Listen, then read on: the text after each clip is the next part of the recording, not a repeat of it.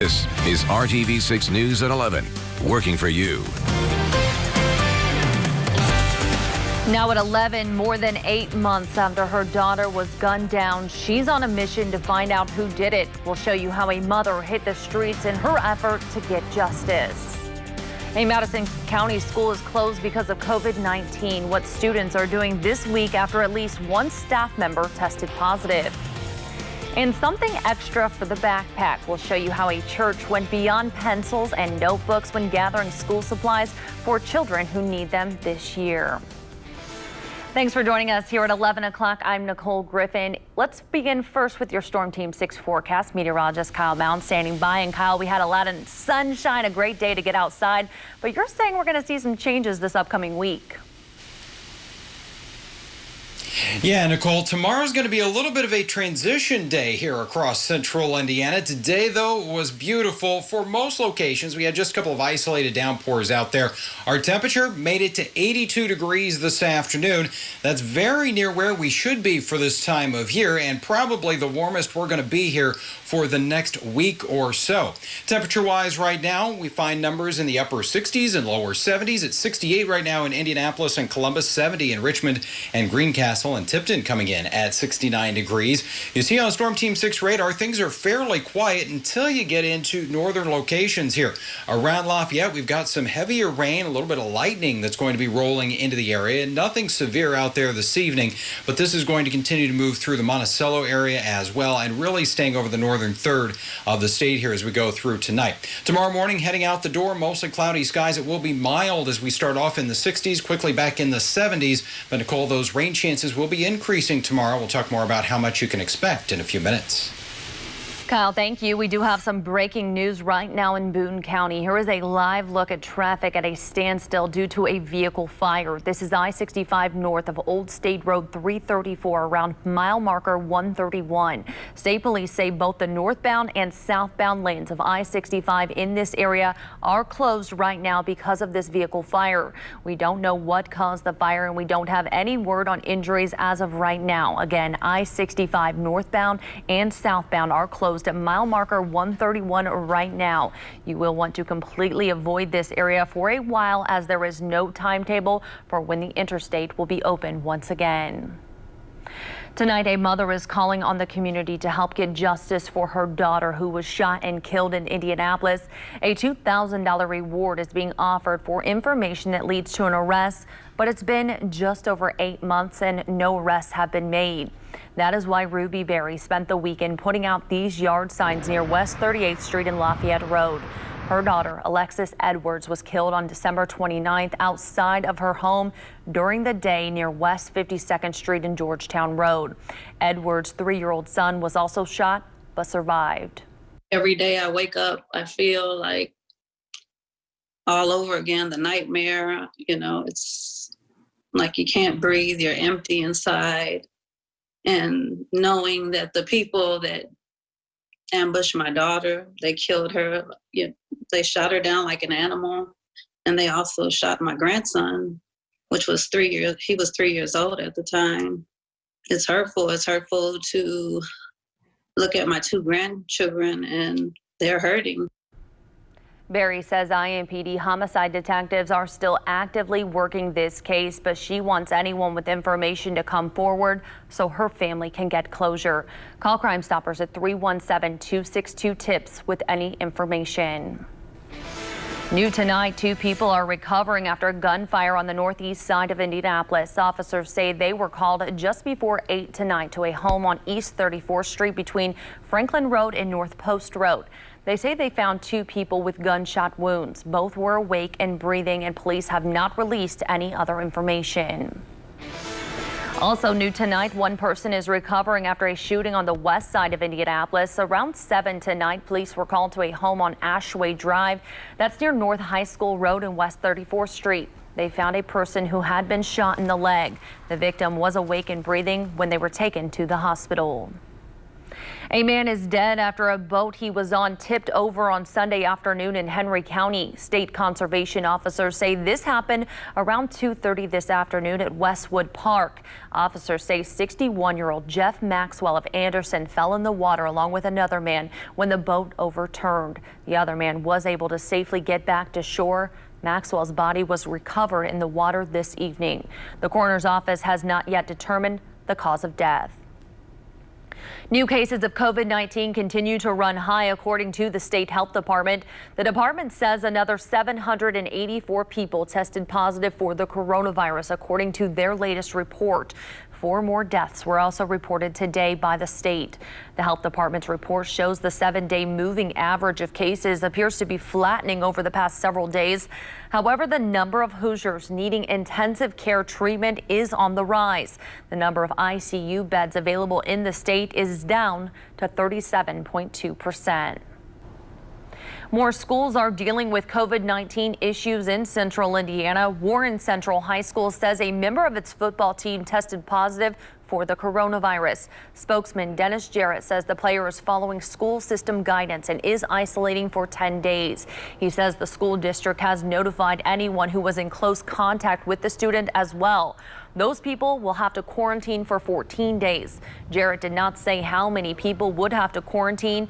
Warren Central plans to reopen its schools for both in-person and virtual classes on Thursday.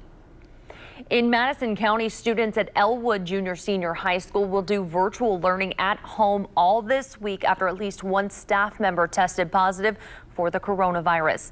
The superintendent in Elwood says several other staff members at the school are in quarantine because they were in close contact with the staffer who got sick. He says no students had close contact with the person. As of now, the superintendent says the school plans to reopen a week from tomorrow on August 10th. Some districts are already back to the books while others are getting ready to get back to the schedule. Our Troy Washington is working for you to show how one church is stepping up to meet a unique need this school year.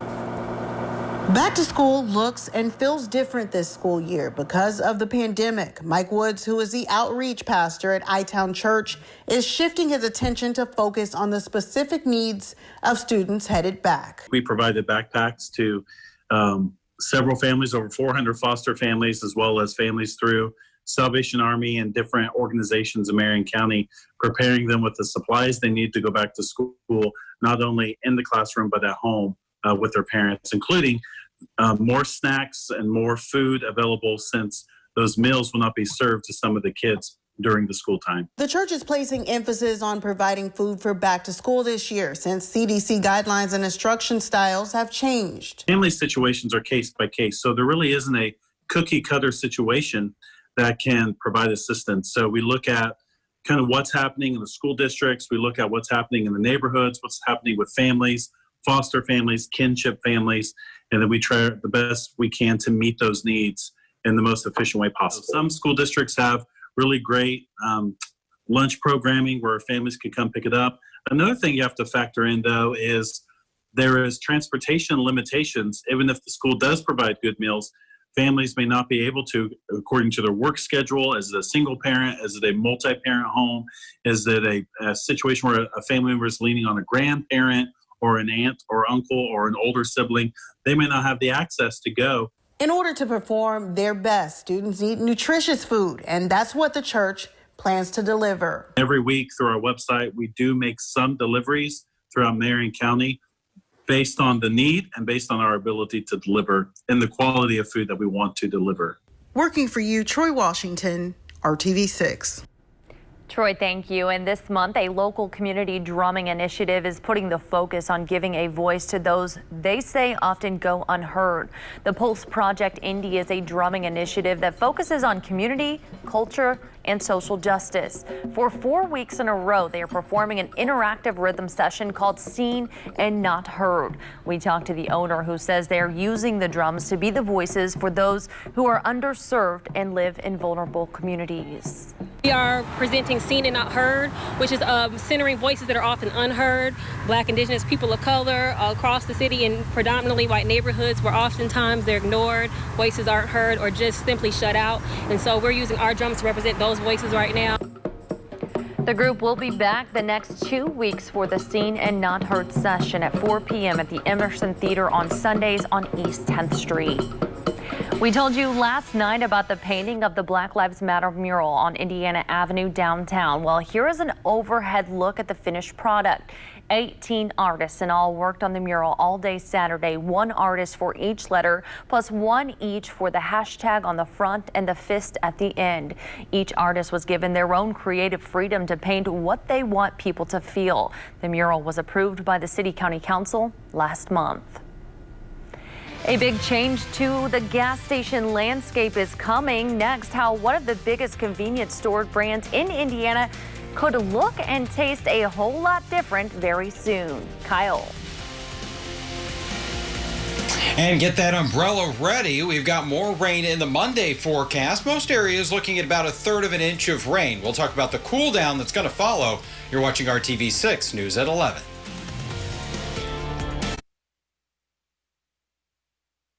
This is RTV6 News at 11, working for you.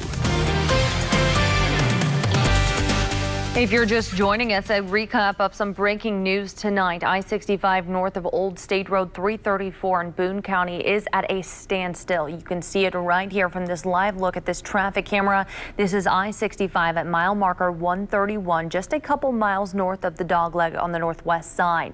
INDOT and state police say a vehicle fire is the reason for both the northbound and southbound lanes of the interstate being closed right now. We don't know the cause of the fire, and there's no word yet on whether anyone was hurt. You will want to avoid this area if you are traveling in that direction. New tonight, a familiar convenience store name in central Indiana could be changing soon. Marathon Petroleum says it will sell its Speedway gas station chain to the Japanese company 7&I Holdings. That company is the owner of 7-Eleven stores in the U.S. Speedway has more than 300 stores in Indiana and almost 4,000 nationally. The $21 billion deal will give 7-Eleven around 14,000 locations across the country. A dramatic moment today as two NASA astronauts return to Earth, their capsule splashing down off the coast of Pensacola, Florida. ABC's Gio Benitez has more from the Johnson Space Center in Houston. Splashdown. Dragon Endeavour has returned home. After 64 days and 27 million miles, a successful splashdown for the Dragon Endeavour just off the coast of Pensacola. It was truly our honor and privilege. Congrats, everybody at the drama of return, a spacecraft traveling at 17,500 miles per hour, slowing down to just 15 miles per hour before splashing down, and the tense moments after re-entry. Reaching temperatures of around 3,500 degrees. During the expected loss of communications. Good morning, Dragon Endeavour. The day starting on a sweet note with a wake-up call from the children of astronauts Doug Hurley and Bob Benkin. Rise in time, Daddy. We love you. We can't wait to see you. The astronauts will be reunited with their families tonight in Houston with a big welcome home party at Ellington Air Force Base. Now remember, this was technically a test mission, so now NASA and SpaceX will be looking at the Dragon, they'll be looking at the data collected during this mission, and they'll apply what they learn to the next full mission next month. Gio Benitez, ABC News at the Johnson Space Center in Houston. Very interesting. Thank you so much, Gio. And now to your Storm Team 6 forecast. Meteorologist Kyle Mounts joining us once again. And Kyle, today was mainly a nice day, but you're saying we need to have that umbrella for tomorrow. Yeah, the wet weather, Nicole, is going to roll back in here. Most of us stayed completely dry throughout our Sunday, but tomorrow's going to be a different story. Out there tonight, though, we have dry conditions in Indianapolis as we're enjoying temperatures in the 60s. That dew point, the humidity, it's not too bad as you step outside. We've got a southwest breeze between about 5 and 10 miles per hour, where we are tracking some of that rain already in areas of Tippecanoe County, also White County, dealing with some rain. But you notice that the lightning has started to drop off there around Lafayette. Still could have a few rumbles of thunder here through the overnight, but most locations will remain dry with mostly cloudy skies. Temperatures not going to fall too far from where they are, in the middle 60s for that low. Could have a little bit of patchy fog first thing on Monday morning, but you notice as we get into the Monday forecast, a chance for showers and thunderstorms much of the day. I think will really kind of ramp up here as we get into the afternoon and evening hours, and that's once again going to keep those temperatures kind of in lock here in the upper 70s to lower 80s. Let's talk about those rain chances, though. TrueCast by mid-morning around 10 a.m. shows a little bit of light green, mainly south of I-70. That's where we might see a couple of those showers. But notice as we get into the early afternoon, we start to see that line of thunderstorms developing along I-70 here. And it will kind of move over some of the same locations before dropping off to the south and east. So some localized heavy rain. But as we mentioned earlier, most spots about 1/3 of an inch of wet weather. And then by about 10 o'clock tomorrow night, most of that wet weather is already pushed off to the south and east. There's a look at that rainfall potential, 1/3 to maybe 1/2 inch of rain. You get under a thunderstorm, though, easily can pick up 1 inch to 1.5 inches pretty quickly. Temperature-wise, 84 is the average. 80 is where you'll make it to in Lafayette, but most other areas not going to get out of the 70s tomorrow afternoon. 77 in Bloomington, and we'll call for an afternoon high of 78 in Indianapolis. This is a trend that's going to continue here the next several days. We're talking about throughout the entire work and school week, highs that will be below average. So for the most part, that means we're going to be in the 70s. Here's a look at your 7-day planning forecast. As we put those numbers on the map for you, you'll see a high of just 74 on Tuesday, as not only the rain chances go down, but so will the humidity. It will feel very nice here, Nicole, with a lot of sunshine as the week progresses. It looks like things will start to heat up next week as we get into the weekend there, with another chance for some showers and storms. All right, Kyle, thank you. The start of a new school year can be a heart-wrenching time for parents, but it's more complicated when you have a child with special needs. Our Rebound Indiana Safely Back to School initiative is focused on making sure kids get what they need as they either return to school, take part in virtual learning, or are homeschooled. Call 6 investigates Kara Kenny with what you need to know tonight. Many parents are torn, and they're looking to school leaders and the State Department of Education for guidance on what to do. I'm ready. You're ready for what? Marvin Selva's 6-year-old daughter, Ambreen, is ready to go back to school. I thought we could say, let's go ahead and go, but it's very scary. Like many parents, Marvin has struggled to decide whether to send Ambreen back to Perry Township's Abraham Elementary for in-person learning or choose virtual learning. I want to prevent her from catching this virus, and it's scary to know that, you know, we're going back to school. What's going to happen? Are they going to do the same thing as I am? Marvin's decision is further complicated because Ambreen has Down syndrome and other health issues. Can she keep the mask on for longer than 5 minutes? Is she gonna not touch everything? Is she not gonna grab things and put things in her mouth? Call 6 Investigates found more than 165,000 students in Indiana have a disability. The ARC of Indiana is just one of the groups that advocates for them. Some of them are more susceptible to just illnesses. Some of them have sensory issues where they do enjoy a hug. They do enjoy touching not only their classmates, but their teachers. Executive Director Kim Dodson says so far it's a mixed bag from parents. It's 50-50. I think for every 2 parents we hear from that says, I am absolutely not sending my child back, we get 2 more parents that say, heck yes, I am. The ARC wants parents to know schools do still have to follow your child's IEP or individualized education plan, even during virtual learning, even during a pandemic. If your child is not capable of wearing a mask, then that needs to be in an IEP so that the school knows that and knows how to work around that. We asked the Indiana Department of Education what they're doing to make sure students with special needs do not fall behind. We have to remember that our students with special needs still need to be served.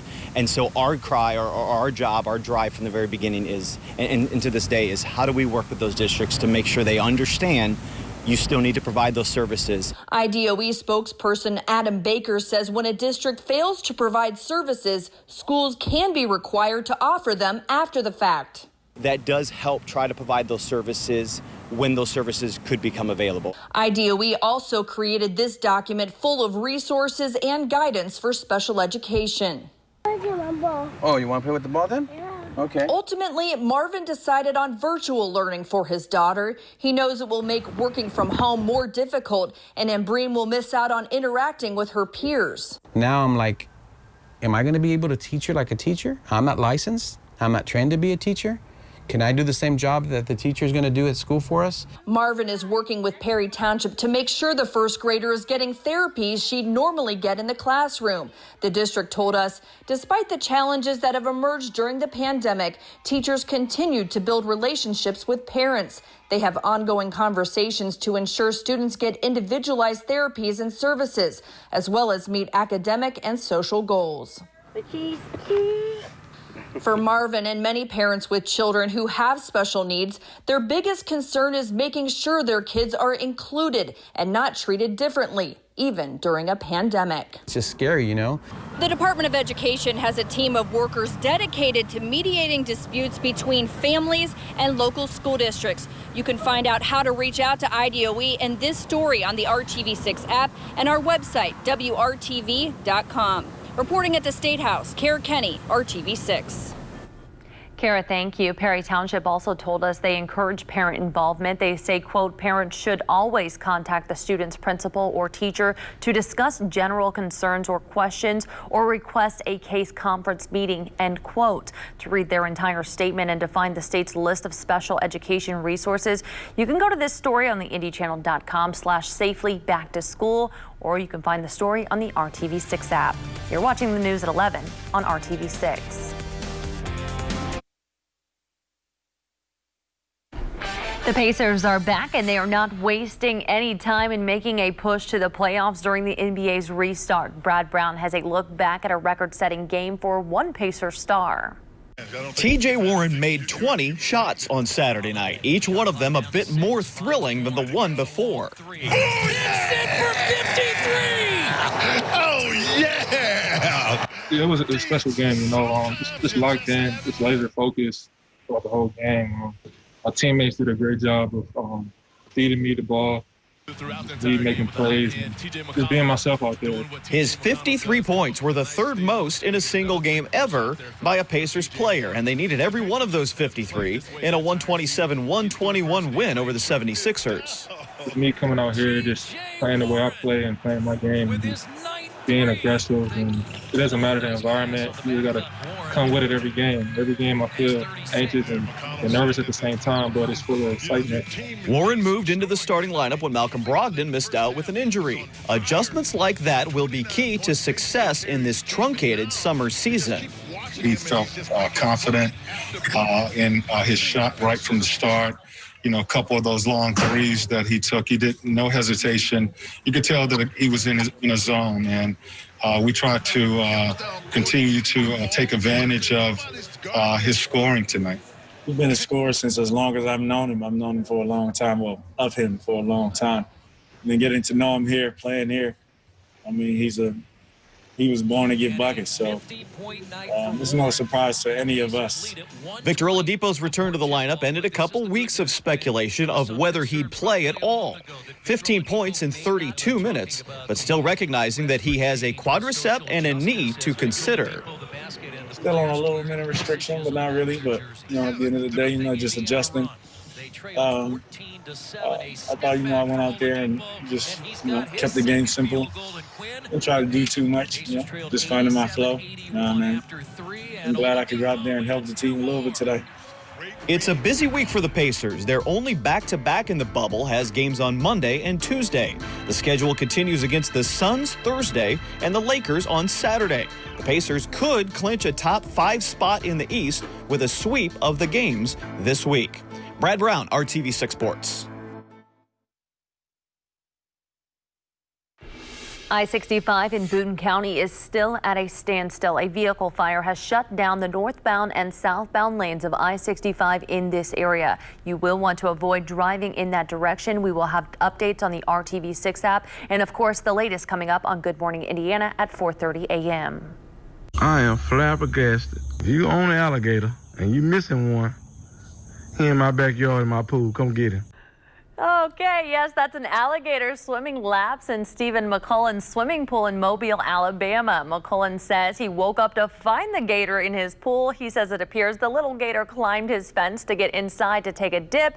After all, it was 90 degrees in Mobile today, so hey, Kyle, why not?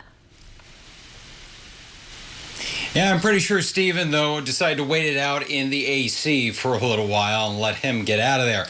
Our AC is going to get a little bit of a break here over the next week or so as we're going to enjoy temperatures in the 70s. Do have a few showers and thunderstorms to get through tomorrow afternoon. All right, Kyle, thank you. And thank you so much for joining us. Good Morning Indiana starts at 4:30. Have a great night.